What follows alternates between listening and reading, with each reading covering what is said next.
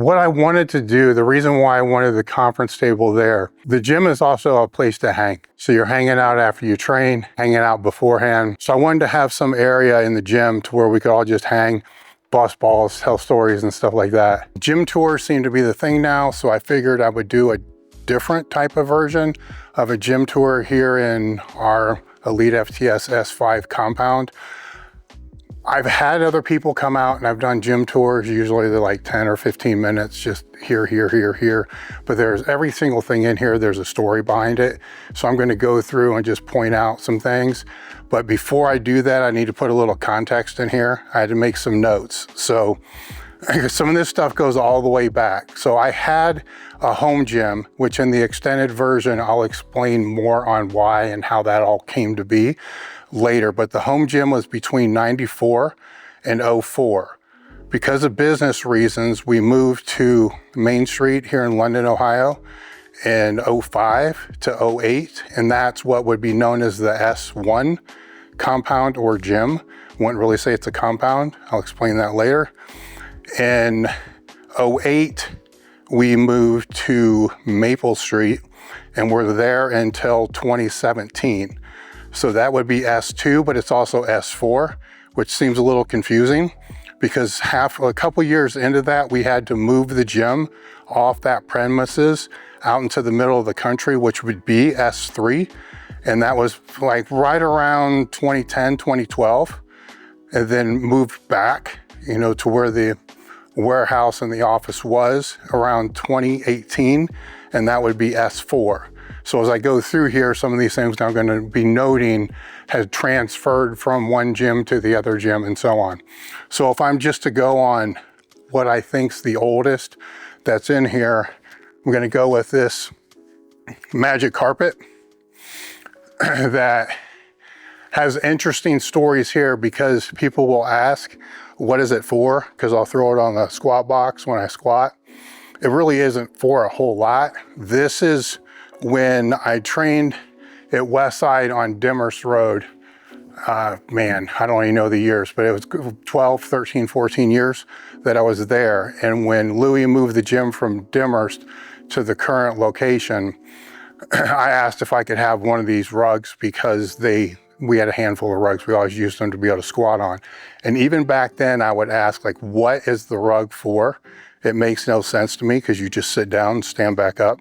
But it served two purposes. The one that Louis would say is it would keep us from sliding back on the box when we squatted, which I don't think it really did that. But what it did do is sometimes we get splinters, you know, on the boxes because they're old boxes. So it would cover and kind of cover the splinters. But this rug here this predates back to if you're fortunate enough to find one of the very first Westside squat videos that has Matt Dimmel in it, you'll see maybe this rug or one of the other rugs that was there was a dozen of them or so, was being used. So this has been in every single gym that I've been a part of. And I'm not nostalgic in any way, but I kind of am with this. So I'll throw it over the box when I'm squatting. So there's no real reason for it outside of that. So this is probably one of the oldest things that's out here. And as I stated, I did have a home gym going all the way back into the early 90s.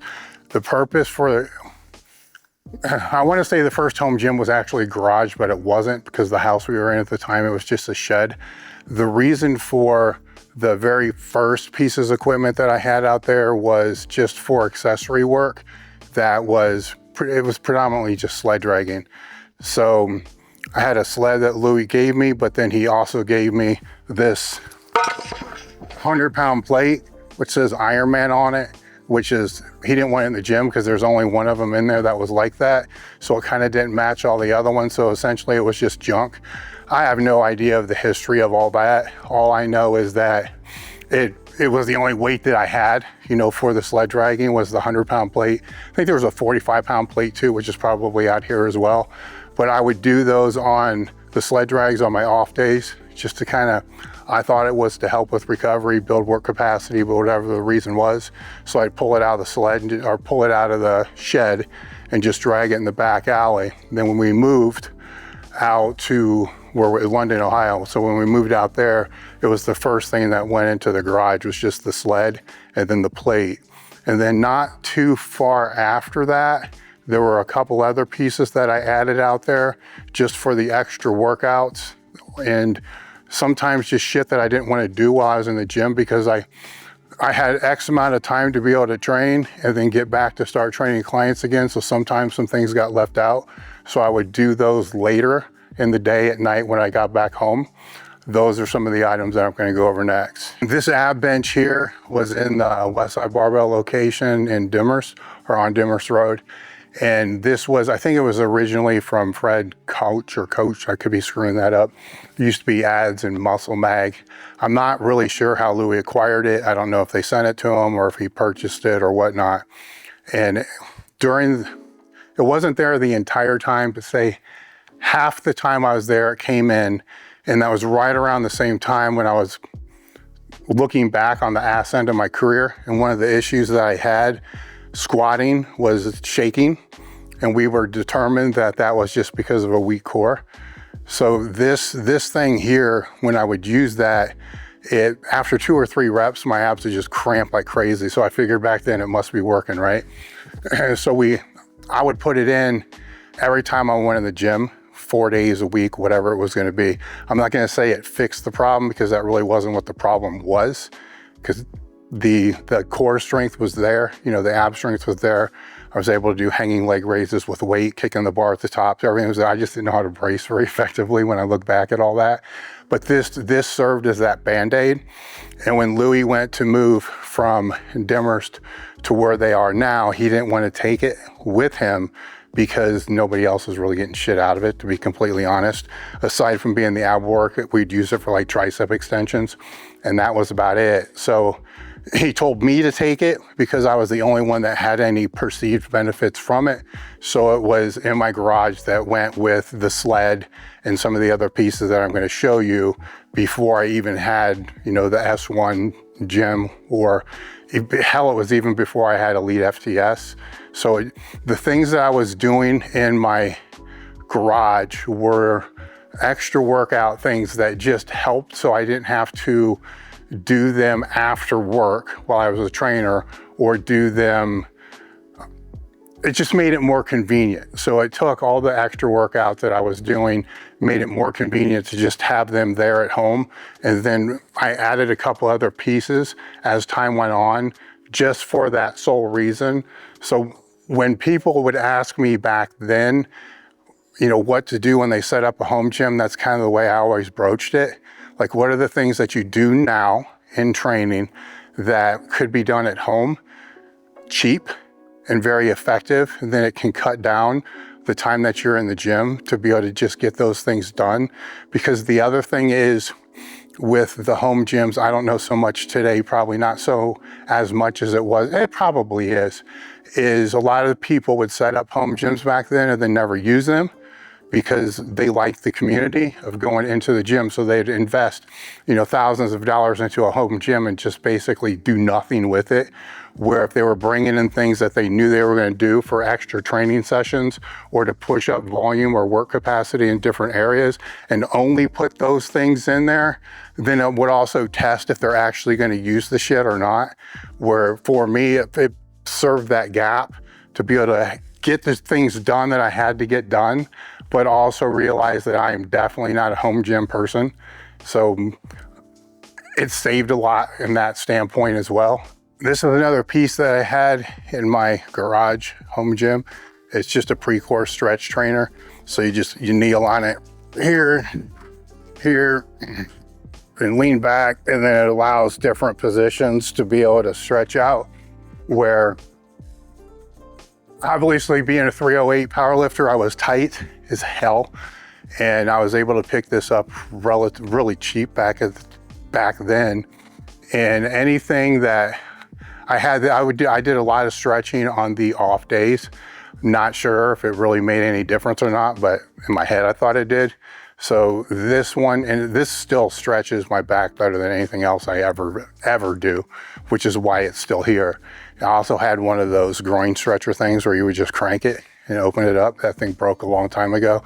I got that after oh man, tearing my adductor the second time, because I figured can't hurt.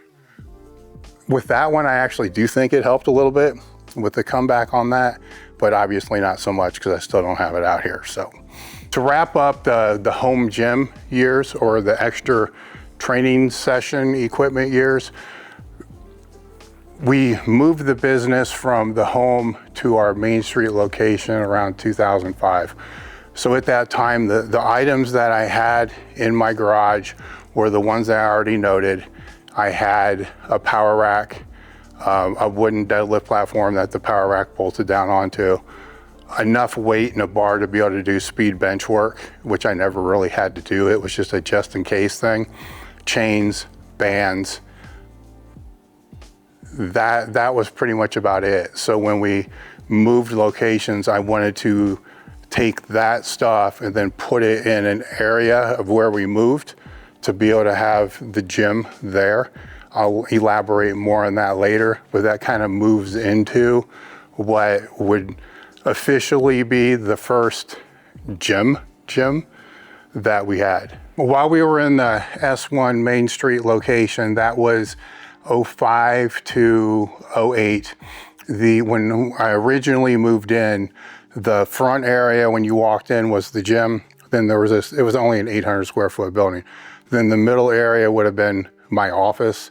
And then the tiny back area would have been the warehouse for the fulfillment. And the way this kind of worked, because I couldn't afford the Wi-Fi that was commercial Wi-Fi, is I'd work from home, then print out all the labels, all the shipping labels, and then drive in to the gym, package everything up, wait for UPS to pick up. And then after they left, I'd either go back home or train there a little bit. And this went on for years, so from the 98 to probably 2004 or 5, I still wasn't getting paid. I was also still working as a trainer as well, so I had to kind of navigate that landscape. But as that front area had more space, because I only had a handful of items, I had to fill that space. And at the time, Louie was, I don't want to say he was running meets, but he was acquiring enough equipment so if we traveled to a meet, we would always have exactly what we needed if the meet director didn't have it. So at that time, or shortly thereafter, Elite FTS put on the IPF Senior Nationals, and we did that for 2 or 3 years. And on the first year there, we had to pull together all the equipment, and then we were somewhat profitable with that. Then we took the proceeds from that, put it into half a monolift. So between Louie and I, there were 2 monolifts, bars and stuff like that. But on the last year that we did it, I wanted to have a warm-up room that looked better than anything that I ever used before. So this deadlift platform, we ordered to be able to put into the warm-up room. We also had a new monolift, new bars, and all the other stuff. So the deadlift platform, after the meet was over, had to go back to our S1 compound. So it became part of that S1 gym. And then the equipment over that time that we were in that, to where the office was in the middle area, there was the power rack, all the stuff that I talked about, the deadlift platform. Louie gave me something called a sled mill that I had in there, plate-loaded lat pull-down machine. So a monolift, because that monolift that I talked about was in there, a power bench rack, which I believe Louie gave me that one as well. So there was enough stuff in there for people to train if they wanted. It was just me, right? So it really didn't get used at all because I was still training at Westside and it was still being used for the extra training sessions. But what that location kind of did afford me is, at the time I was doing seminars, and the way the seminars would work is I would rent a chart room in a hotel. It's just kind of like the conference room, and do all the lecture stuff there, and then do the practical hands-on at Westside Barbell. what this allowed now was I could do all of it right there in the Main Street location, and did that for a couple years. So now I didn't have to pay for the chart room. I didn't have to, have Louie and all the other guys kind of get pissed because we were having the hands-on, Westside Barbell, so it could all happen right there. And thinking back on that, it just came to me that one of the very first ones that I did out there, JL Holdsworth was one of the attendees. And at the time he was working as an assistant or an intern. I can't remember the university, but that's when my relationship with JL Holdsworth first formed, and to see, that he's got 2 athletic training centers now is just a phenomenal thing. But he was annoying as hell, man, just over the questions over and over and over and over. Plus he was strong as fuck. So he ended up a couple years after that moving to Columbus to train at Westside, just go full meathead mode and, rose to the top of the sport very quick. Some of the other pieces that we put in there, because what happened with that is when I had to start hiring people, there was really only one little office area. So when I had to start hiring people, we rented the place right next door to us, and there was a door that was already there that was just always locked to be able to move or to go between the locations. So we had to take the equipment that we had in there, move it through this little door into the other side, which I'll call that S1.5. And this is before Jim Wendler came on, but I don't know if he helped move or didn't help move. He would know that better than I did, but it sucked moving all the shit through this tiny door because you had to break down a monolift, the deadlift platform, all these other things, but it also gave more room. So I upgraded the power rack at the time. I brought in the power squat machine, which we'll talk about here in a second, which became one of the machines that we'll all talk about that when we get over there. And a little bit of a dumbbell area, and upgraded the power bench rack. And then that location there did start to become a place where Jim Wendler, myself, Todd Brock, and a couple other people did start training. But the only thing that we were training there was our bench, because now I'm trying, the business is growing, so I'm still training people and I'm still doing the business. And I needed to have some more time to be able to get other shit done.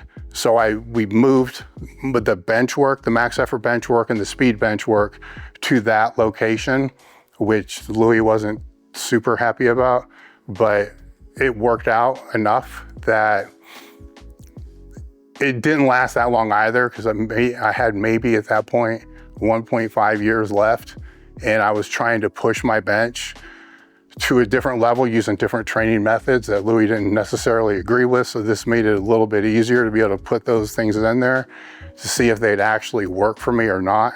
It's debatable whether they did. Different story, different day. But it allowed a little bit of a crew to start forming there. We'll go over and we'll talk about that the power squat machine. All right, while we were in that Main Street location, one of the pieces of equipment that I remember the most is this power squat machine.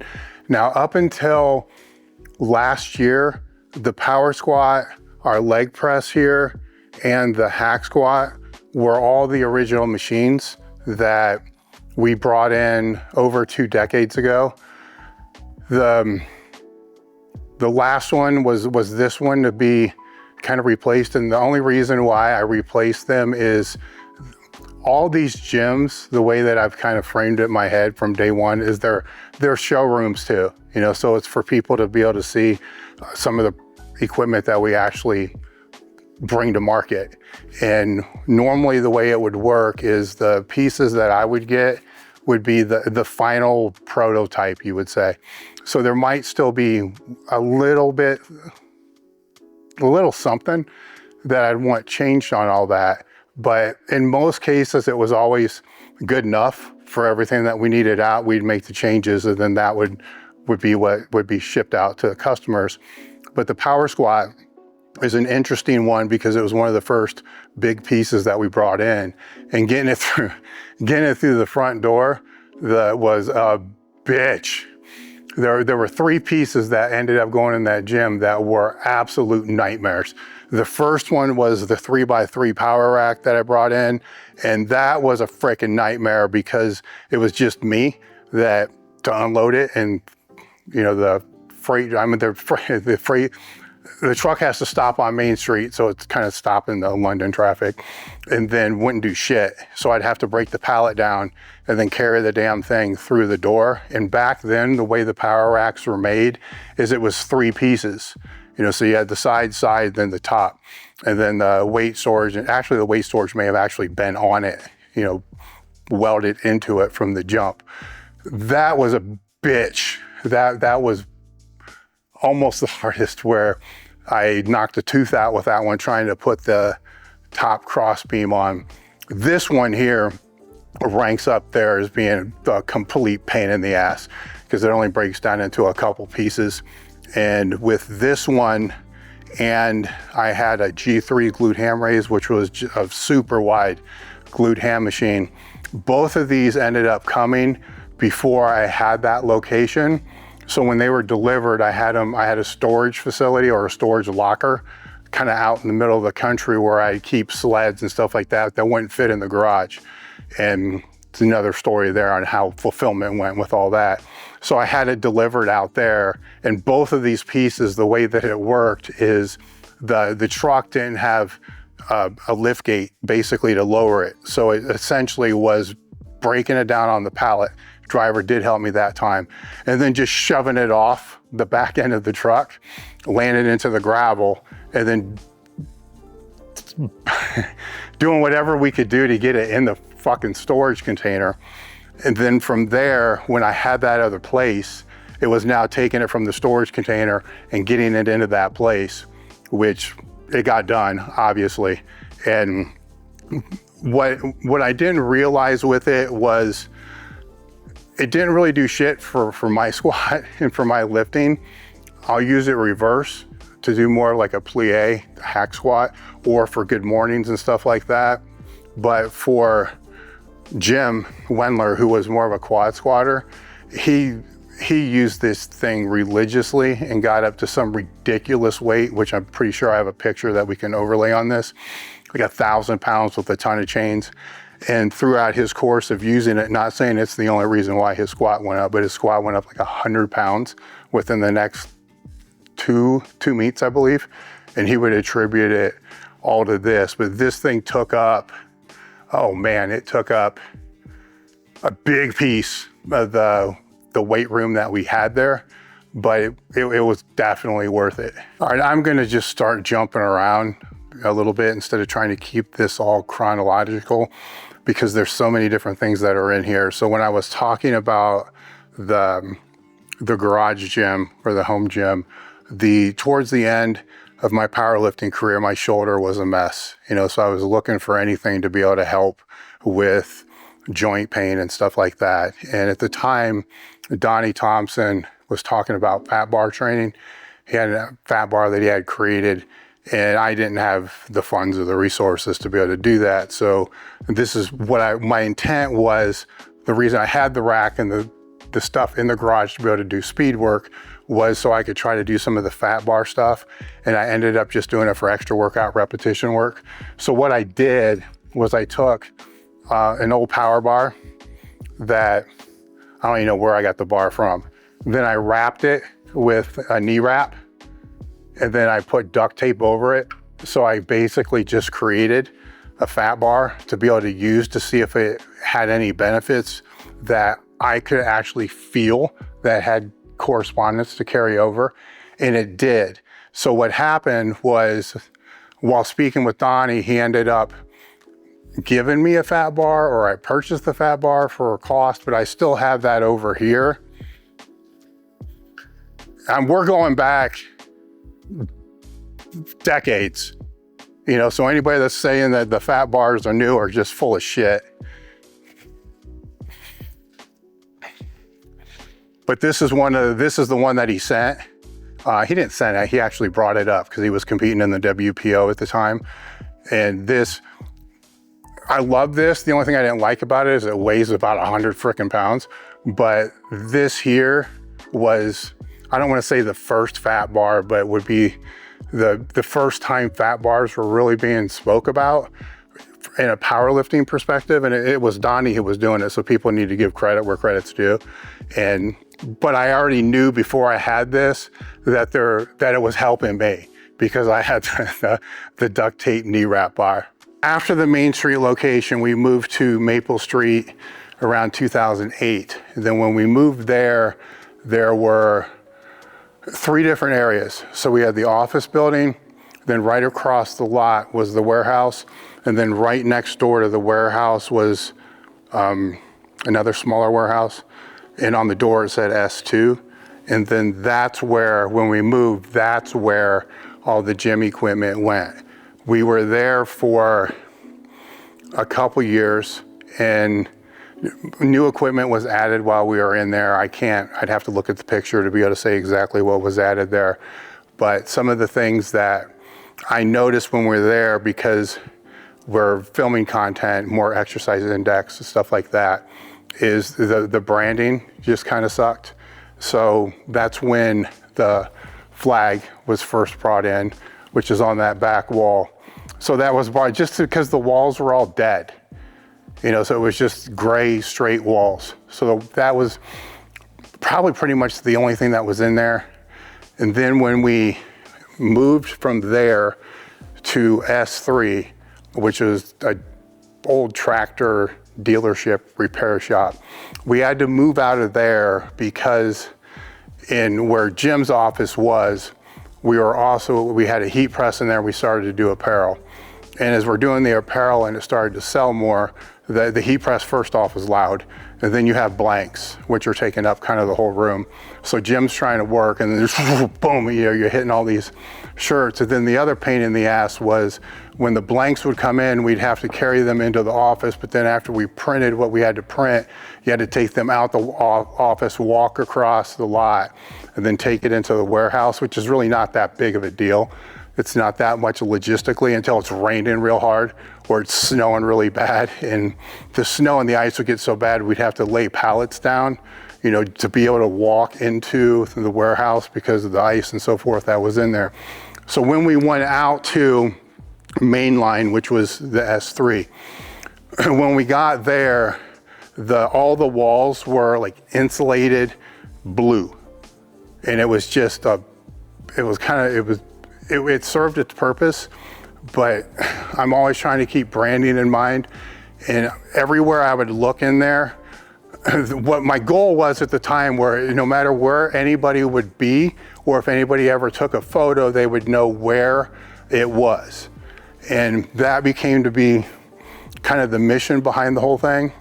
So what I first started doing, because the blue was just annoying as hell, is I started taking photos. I'd print them off and then just staple them into the insulation just to try to fill the walls with something. On some of the other walls, I'd have like pictures of the Terminator and Conan and shit like that. And there's one where it's just EFS with black electrical tape, just anything to have something on the walls to have some type of branding with that. Well, with the pictures, that ended up taking and filling pretty much the whole wall. From there, it got to a point that it started to become a theme. The bars, as far as the row of bars, started kind of for that same reason. Is one of the original bar holders, which is still out here, was in S1, and then it was just a matter of collecting more bar holders to fill the bars that we had, and then never getting rid of a bar. But what I was trying to do was to fill that back wall with something, so it just wasn't this screaming blue shit that just annoyed the shit out of me. So that's where the bar wall started, and that's where the images started. And then when we moved to S4, because we got to move back, so the landlord decided to close in more of the lumber space, because it used to be a lumber storage facility. So it was open in one front. So he decided to close it off, rent it out. So then we were able to move back in, which there's a longer story behind this as well. And so when we moved back in, I wanted to bring the photos with us, because at that time, a lot of the photos were also photos that were my own personal photos that were put up there, photos from events, photos from meets and stuff like that. And then that became this project to where we had to take all the photos off the wall and put them on. And eventually at some point in time, I started to put them on poster board, just because they were falling off the wall. And I figured if I glued them all on poster board, then a poster board would fall, it'd be easier to put it back up. Somewhere out here, there still may be this long PVC pipe with a stapler on the end, a staple gun.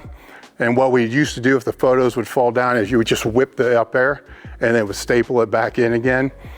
So anyhow, we were taking all those photos and then we're putting them on 3/4 inch plywood. So when we moved out of there and moved into S4, all those pieces of plywood went and became that part of that back wall that we had up there. When we went to move here, one of the biggest confrontations I had with my wife about that was I wanted to bring them back out because that's all the history, that's all the events. And she didn't want it in a new building, especially a new build, because it's plywood and it's, stapled, glued, whatever photos that are up there. So the compromise for that was the graphics guy I've had since day one took as many photos as he could and he put it on vinyl, and that's what is on that wall there. So that originally started going way back to probably 2010 is where it started. Getting into some of the bars and the reason for some of the bars, when we were actually, after I retired, part of the reason I quit powerlifting was I lost the ability to hold a straight bar on my back. Shoulders just fucked up beyond repair. So when that was lost, the only thing I could train with was the safety squat bar, and that worked.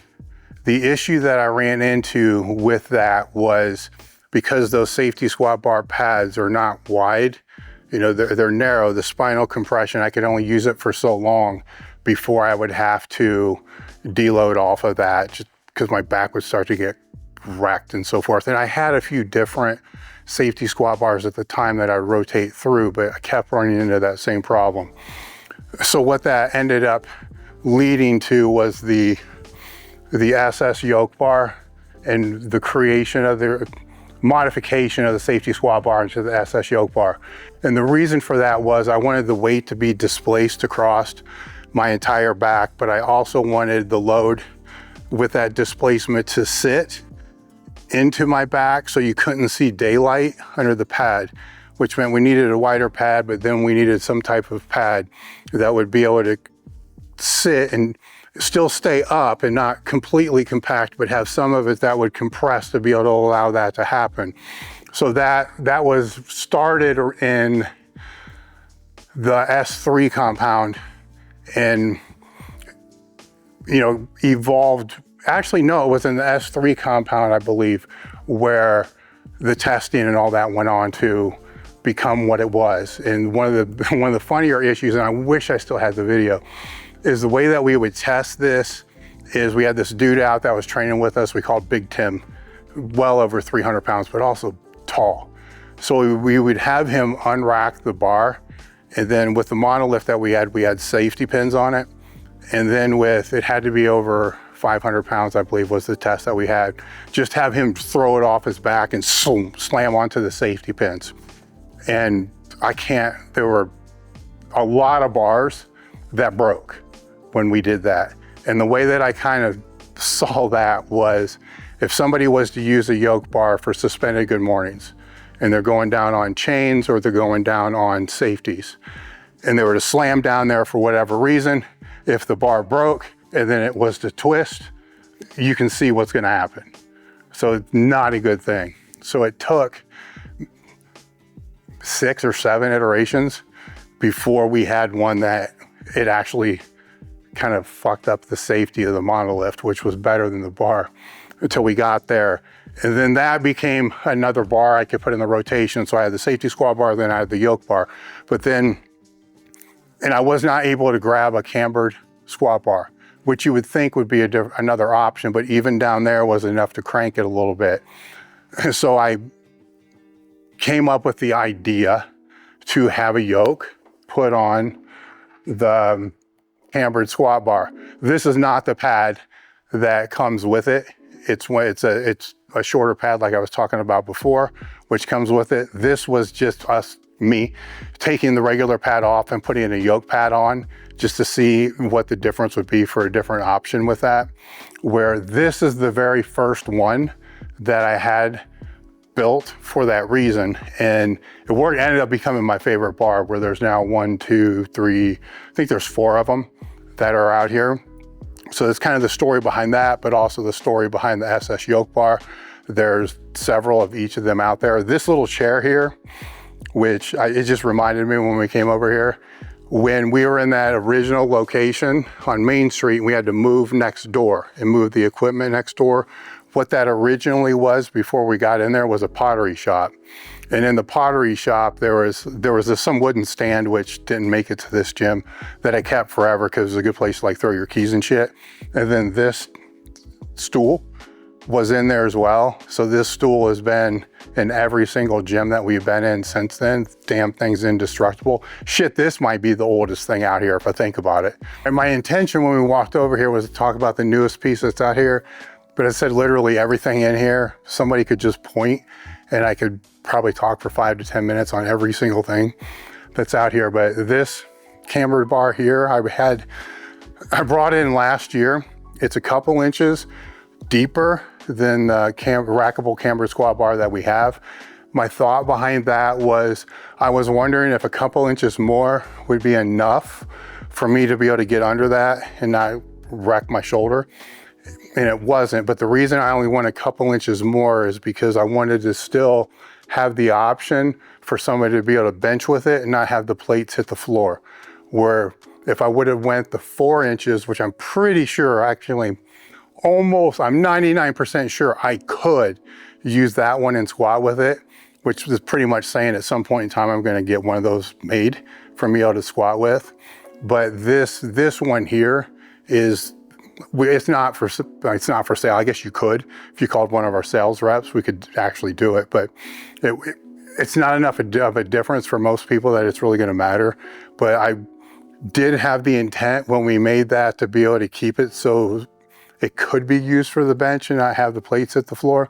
But anyhow, that's that. So what I wanted to talk about was this assisted glute ham raise. I'm laughing because we're still working on what the actual name for this should be, because it does more than just assist with the glute ham raise. Tom did a really good video with Haley on how to use this for the glute ham raise and the assisted glute ham raise, but it just scratches the surface of what it could be used for. So I'll have Matt Goodwin, my head sales rep, do a video on all the options. So I'm just gonna kind of go over it real quick and the reason why it is what it is. Originally, I had an inverse leg curl, which was one of Louie's machines. And it's great for Nordic curls. You know, it's great for a lot of different things. It was out here forever. People loved it.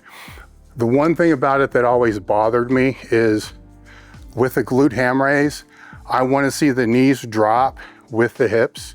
So you're getting better correspondence throughout the whole hamstring from knee to hip. When your knees are locked in, that's not necessarily the case. With a rounded pad with a glute ham raise, it is. So I always wonder, like, why don't you just take this out and put that pad on? Then if you put that pad on, it's going to allow that. Then you can have a real assisted glute ham raise, because some of the issues that I've seen with people that can't do a glute ham raise is when you go to spot them, sometimes maybe they hold a band, you know, anchor to the wall behind them, and it comes up, it causes them to arch too much, so they're not staying braced. People will push on the chest and they're gonna arch too much and it's not braced. So one of the things I'd always do is try to push from the abdominals or the hips to be able to help with that assisting, to where here I wanted that to adjust. So it could be at the chest and it can be, you know, lower down into the abs as well. So you're not being pushed into that arch position. The other thing that I wanted to do was have resistance for it. So to be able to change the loading pin, so instead of it being assisted glute ham raise, the pad can go on your back and then it can be a loaded glute ham raise. So you don't need to be holding sandbags, med balls, or, you know, God forbid, trying to put a bar on your back. Years ago, we used to use cambered bars to be able to do this. So the pad would be able to sit on your back to be weighted. And then when you look at that from different perspectives, now you can have loaded sit-ups with this, so it's loading instead. It also creates an environment to where, and I'll show in a second, you can change the lever or the loading arm. So that comes around here and then duck under. Then you end up having, you know, loaded good morning and any movement that you can do standing in front. So what I was looking for was for that weighted arm to be able to be assisted or resisted.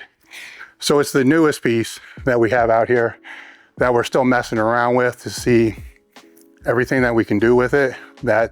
I'm pausing because I'm sure we can make a video of doing neck work, bicep curls, you know, and a whole bunch of stupid shit that you'll see people do with all different pieces of equipment, which is nice, right?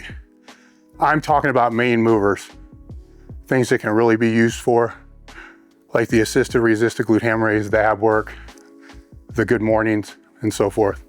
So we're still playing around with that.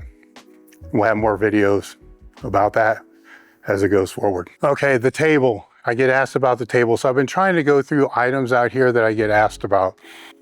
The table originally came in 2008 when we went from S3 to S4.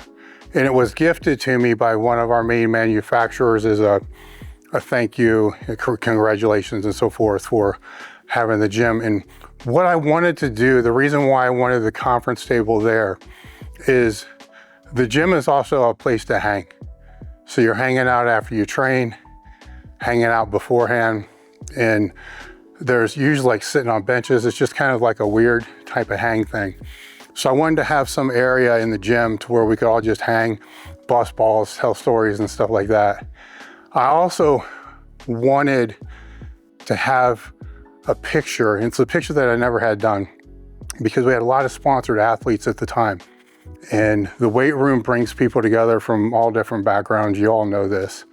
And the picture that I envisioned was we had cops that were part of the team, doctors, pure fucking meatheads, nurses, executives, you name it, from all different professions. I wanted to have them all in their work uniform, sit at the table, then get this broad overhead view of the whole gym. So you're seeing the power racks, the monoliths, the benches, and all this other stuff. And then all these people sitting together in the middle of it, which to me just represents everything that the gym is about. And never happened, and still a great idea, but everybody understands what I'm saying with that. So this one, when it came in, the logo lights up. I mean, everything about it is just cool as hell. And it stayed in the S4 location the entire time we were there. And then when we came here, I had a new table built because that was around the time of the 25th year in business. So the new table's got, the logo, the 25th anniversary. It's got the legs on the inside are laser cut. And we had that sitting in the middle of the gym for quite a while. And a couple things didn't feel right with that. For one, the table's a little bit higher. So to sit at just feels kind of weird. And the other was, it didn't have the history of what this one was in our conference room. It didn't have the history, and it just felt like it's in the conference room all by itself, screaming, somebody sit at me, and nobody would sit at them unless it was some formal type of business meeting that we have. And it's not, like the spirit of the table was just like crying out, like, what the hell are you doing to me, Dave?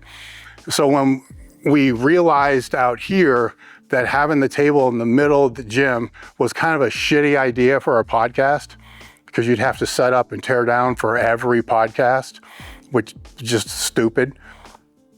So the decision was made to move it into the corner, and we had it in the corner for a while. And if you look through some of the past episodes, you'll see that a lot of the footage is, from chest up, and a lot of it's because the table was so high. So we had to move the table from the conference room in here, this one that was here, into the conference room, which was a task to be able to have it done. But this is definitely way better because of the history and so forth that's with that. This has been with, I don't want to say the table talk started at this table, so it should be at this table. In the interim, when the other one was out there, it's cool, it's still in the conference room now. It is, but this is the table that's gonna always be here. One of the items that I skipped, that I forgot, which is important, is this chalk bowl here. This has been in every gym, so this was one of the original investments that I made when I went into that Main Street location, because one thing that just drives me absolutely nuts are people that have like chalk and like butter dishes. It's like the stupidest shit I've ever seen. So this chalk bowl has been at every location that we've been at.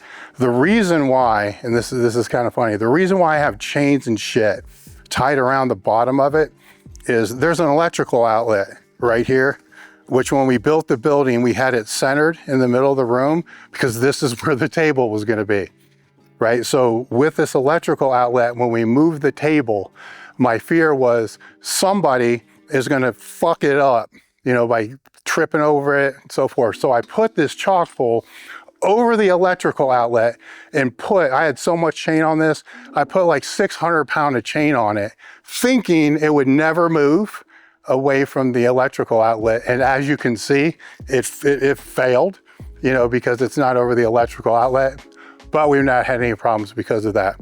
Real quick, this weight storage unit that we have here, I'm going way back. I'd have to look at my notes to know the date. There was, the WPC Worlds were held in Vegas.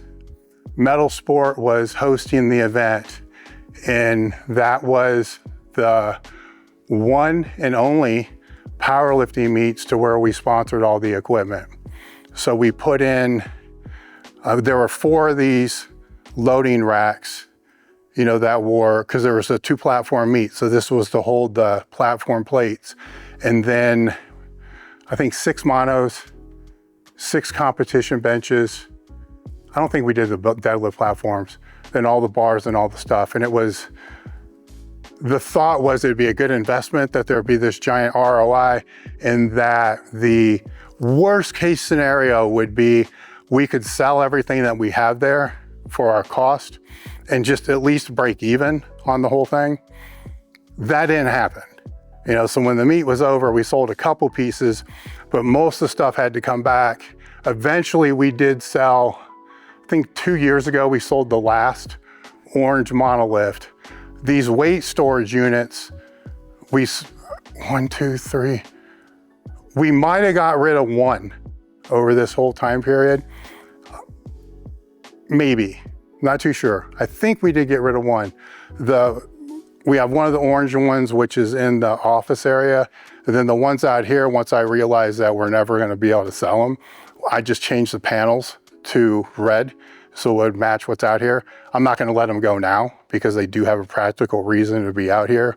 But that was a giant learning lesson for us, that you don't do that, because the ROI was fucking terrible and it was not a good financial decision. I'll just kind of leave it at that. But so it's a constant reminder for me every time I see them, be wise, on where the money goes and what the return can actually be on that. All right, jumping all the way back into the S1 compound. I was trying to think of an ad that we could put in Powerlifting USA that was different than anything that I've seen before.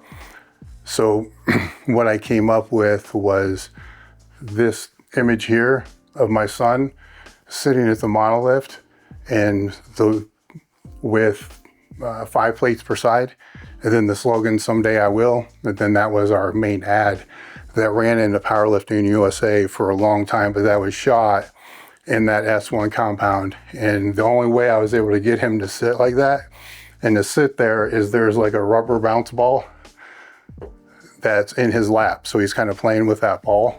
So it's just kind of unique history of when that happened, why it happened, because that still is one of the posters that we sell. It does okay, but it's recognizable for the brand, and it goes back over 2 decades.